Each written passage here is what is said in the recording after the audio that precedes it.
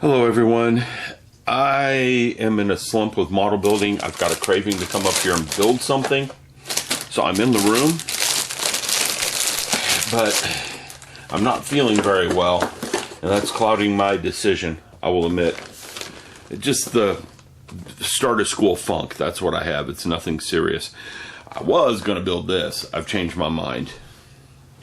I'm going to build that soon. I love A-Wings. It's going to get built. I've got more than one of them, so that's even better. What I am going to build is this. Already done the out-of-box review. I'm going to start working on it. I'll pause every once in a while just to show you what I've done. I'm probably not going to paint it. I'm probably going to do what a lot of Gunpla builders do and weather it up and get the Gundam markers out. Well, I don't have Gundam markers. I use something else. But mark it up. So it's probably not going to get painted. If I do paint it, I'm only going to paint parts of it, like the ginormous Katana that he has and stuff like that. So I'm going to tear into this one. Let me get started. The first thing you build is the inner frame. So I'm going to get started on it, and I'll come back and tell you how it goes. Okay, so let's say you're new to Gundam models and you want to get started on them. What tools, what equipment do you need? Well, to start with, a good hobby knife. This is my favorite right now. You can get this at Hobby Lobby. It was a Fiskars. You know, they usually make scissors. They made one of these. It will hold a wide variety of blades, different sizes. It's got a cross at the top for holding blades. It's comfortable in your hand. It has non-stick. It will roll, however. That's the one bad thing about it. But you put it in this blade holder, it doesn't roll. You need some sanding sticks. Okay? A wide variety. You get these at your big box hobby shop, just like the hobby knife. Sprue cutters. Now, this one is a good one, and this is what you get at like Harbor Freight Tools for $1. You can get ones like this that aren't Harbor Freight Tools for more at your big box tool shop. They're just wire snippers. Okay? The good one here is a Xeron. Okay, if the camera will focus and autofocus is working correctly, you can see the brand name right there. I like these. They're nice. They work well. They don't have they have a spring on them, but it's not one of these that can pop off and break. Okay. Another thing you need if you're old is a pair of cheater glasses. These aren't from the dollar store. These are actually nicer than that, but you can get them at the dollar store. So you don't need a lot of money to build these kits. You really don't need a lot of money to build them. Okay? Let me get orientated, get started, and I'll show you a couple other things as we go. Okay? One thing about Gundam kits, if it's a master grade, there are an awful lot of parts to them. So don't be intimidated by that, because it's like a giant puzzle. Okay, if you're painting it, well, that's a different story. If you're not painting it, it's fine. It's just a long, big puzzle. And it'll take a couple hours to build. I'll be back in a little bit. Okay, I've already put the first two parts together. A couple things I want to show you. We are going through D23. We're getting part D23. On all Bandai kits, the sprues are labeled with letters, so they're easy to pick out. The numbering is good. This particular kit is part English, part Japanese for the instructions. So it's easy to pick up what's going on. Now, when you go to cut parts off, let me take the camera in a little bit. There's multiple ways to do this. The Bandai kits, they're really, really good about making really small connection points, gate marks, if you will. So it's real simple to cut them with your side cutters like this. Okay? Now I want to be careful because this thing's got a beveled edge. Once I cut it off, since I don't want to paint this, I want to be very careful how I remove that nib point. This is molded in color. So, and it's a kind of a metallic plastic. So if I'm careful, you can see I'm getting rid of the nib marks pretty easily on this. Now, some of these kits, those nib marks stand out pretty good, and there's not much you can do other than paint to get rid of them. This kit right here, they're just vanishing on me. Okay, the real reason I started the cam is right here. It says PC6 on the directions. I know I'm a little bit off frame. If I pull the camera, there we go. Now we're on frame. It says PC6, okay? Now that means polycap. It's in its own little sprue. It's a plastic type material. It is a kind of a soft rubber. I've recently learned how to get paint to stick to these things. A lot of people tell me you can't paint them.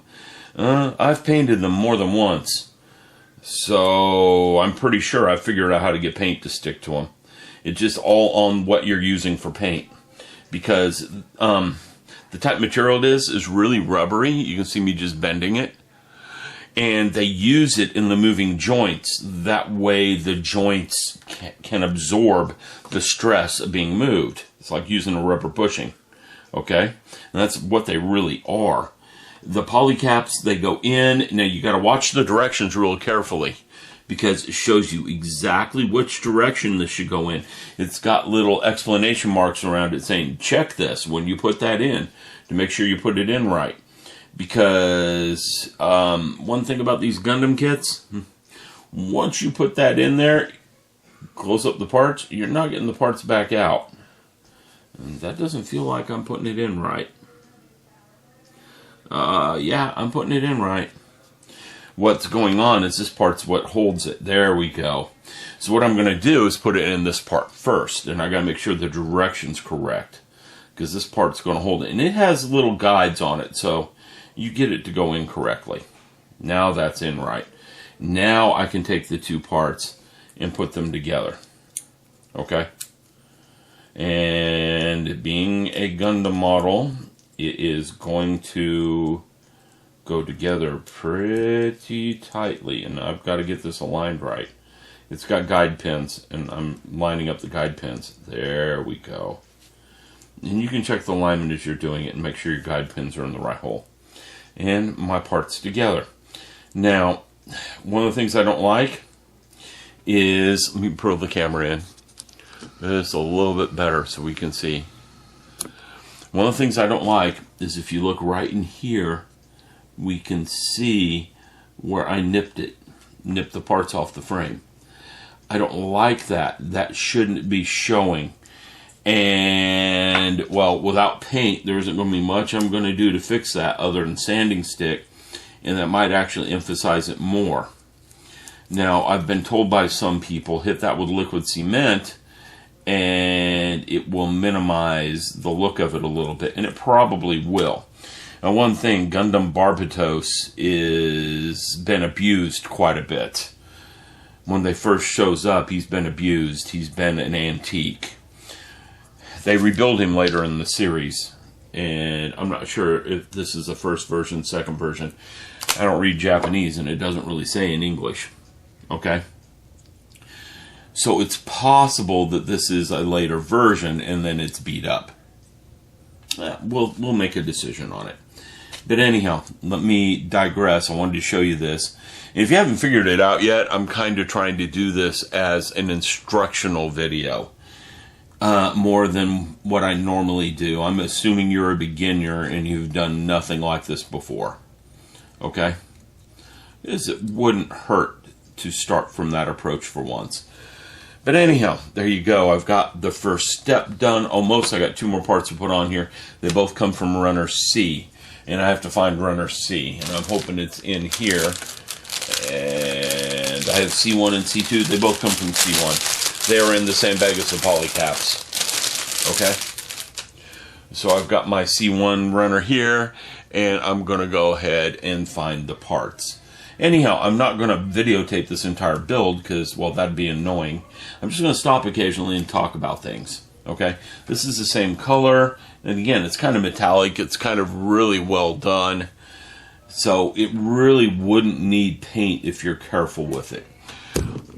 Which, for some of you, it's like, no, that's not a model if it doesn't need paint. Well, it is a model. Same way the Star Wars models are. You can paint it if you want. I painted the gun tank. Alright, I'll be back in a little while. Okay, now I want to talk about something. I got some more parts out. I'm working on part 2 of step 1. Here's the completed part 1. And let me do the magic zoom. Now, here's what a good modern model should look like when you put it together. Okay? Almost every place, this is the only real place right here, almost every part where the sprue attaches to the part is hidden. It's buried inside this. The only one that's really showing is that one I was just messing with right here, and a little bit with the sander, and that'll be gone. Almost all the sprue attachment points are buried. The other ones are right on the edges of these two parts right here. So that is good engineering. Very good engineering, if you take a look at it. One of the reasons why I haven't gone back to the eggplane, it is nothing like that. Mr. Eggplane right here, I'm going to go back to him. I just have to do a little bit more painting, and I have a little tiny bit of seam filling left on him. And he is done. And that's one of the problems I had with Mr. Eggplane, is it had a lot of seams that just didn't line up right. And it is a modern model. So this is not what most people would call a good one. Although it's definitely not a bad one. There is far worse than Mr. Eggplane over there. Okay? But I stopped to tell you, this is what you are paying for. You want to pay for. You want to pay for a good model. That's why people like the Bandai Star Wars kits so well. Because they just go together. You don't have to fuss and fidget with them as much as you would the old was it AMT? I'm looking over the AMT MPC kits. Those you had to fuss a lot with. The Revel kits are that way too. There's lots of fussing with some of the Revel Star Wars kits. Anyhow, just wanted to talk about that. Get this part cleaned up. I'm working on the next part. I'm going to have step 1 done before I go to bed tonight. This is going fairly quickly and fairly well. It's enjoyable because, well, I'm not stressing about it. And that's what I was looking for, is a low stress thing right now. That's why I'm not building anything else. If I build that A-Wing, I'm going to want it to be perfect. I built Gundam Barbatos. I may or may not want it to be perfect. I'm going to want it to look good. Don't get me wrong there. But I don't think I need to have this to perfection. Okay? And I'm not going to put any lights in him. So, his eyes do light up in the anime. And again, the anime for this comes on Toonami on Saturday evenings, in case you're curious what it is I'm building. Alright. Got that part pretty cleaned up. I'm going to clean up this. I'm not really going to clean up the other ones because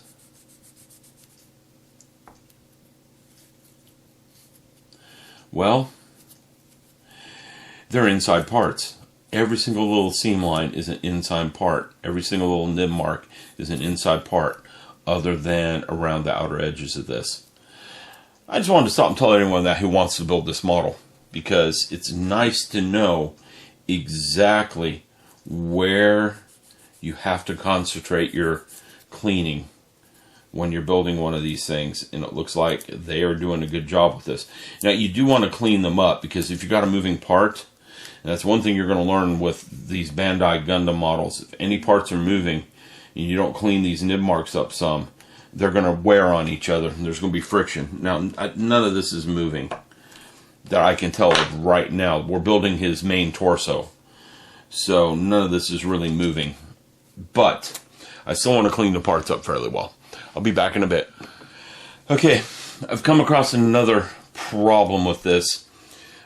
And it's not with polycaps or something. It's basically, well, I can see a mark right there. It's basically with the head part. You put the head part together, and it's in step 1-3. It doesn't want to stay together. So I got out some Tamiya extra thin glue, put it on there, and it made the parts really glossy. Okay? Now the way to counter that is to paint them with some flat. So I can fix that. I can just mist it with some flat. I'm going to see how much of it shows. If it's showing too visibly, I'm going to do that. And it might be because that is the neck. And if I remember right in this thing, the neck shows very well on him.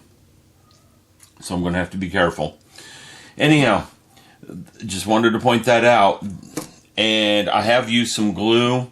I glued this back piece in. It's in step 1-4. Simply because it didn't feel like it was going to hold. And that's one thing about this. Sometimes these parts don't feel like they're going to go on. You put 2 more parts on after that, and the whole thing is rock solid. So be patient with it. Don't just get out the glue and start gluing everything. You can glue it all together, and the thing will never move. Or you can do what I'm doing. And just take your time with it and make sure you put the glue only where you need to. Because that neck's not going to stay together otherwise. Alright, back in a bit.